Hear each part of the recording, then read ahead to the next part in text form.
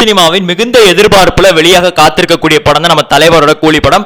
இந்த ஒரு கூலி படத்தை முழுமையை நம்ம சூப்பர் ஸ்டார் ரஜினிகாந்த் சார் வந்து பார்த்து முடிச்சுட்டு ஒரு தரமான ரிவ்யூ கொடுத்திருக்காராம். ஸோ கூலி 2க்கு அடித்தளம் போடுற மாதிரிக்கு தான் ஒரு ரிவ்யூ இருக்கு, அந்த மாதிரி வந்து சொல்லியிருக்காங்க. ஸோ அந்த ஒரு எக்ஸைட்டிங்கான ரிவ்யூவை பத்தி தான் நம்ம வந்து பேச போறோம். அதுக்கு முன்னாடி தமிழ் சினிமா இன்ஃபோ சேனல் அமைச்சு நம்ம சூரியனோட கணசில் போட்டுருக்கலாம். சேனல் வாட்ஸ்அப் குரூப் அமைச்சு வாட்ஸ்அப் லிங்க் டிஸ்கிரிப்ஷனுக்கு எல்லாமே மறக்காம வந்து ஜாயின் பண்ணிருங்க.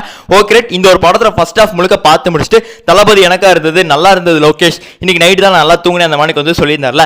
இப்போ முழு படத்தையும் வந்து பார்த்து முடிச்சுட்டு ஸோ படம் ரொம்பவுமே சூப்பராக இருக்கு, எனக்கு ரொம்பவுமே வந்து பிடிச்சிருக்குது, நம்ம எல்லாருமே திருப்பி ஜாயின் பண்ணி ஒரு ஒர்க் பண்ணணும் அந்த மாதிரி வந்து சொல்லியிருக்காருங்கிறாங்க. ஸோ ஃபேன்ஸ் எல்லாமே அது மேக்ஸிமம் கூலி 2 தான் இருக்கும் அந்த மாதிரி வந்து சொல்றாங்க.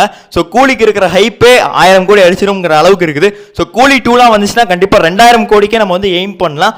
ஸோ அதனால கூலி எந்த அளவுக்கு இருக்கு அப்படிங்கிறதுக்கு இது ஒரு எடுத்துக்காட்டு. ரஜினி அவர்கள் நல்லா இருக்கு அந்த மாதிரி சொன்னது.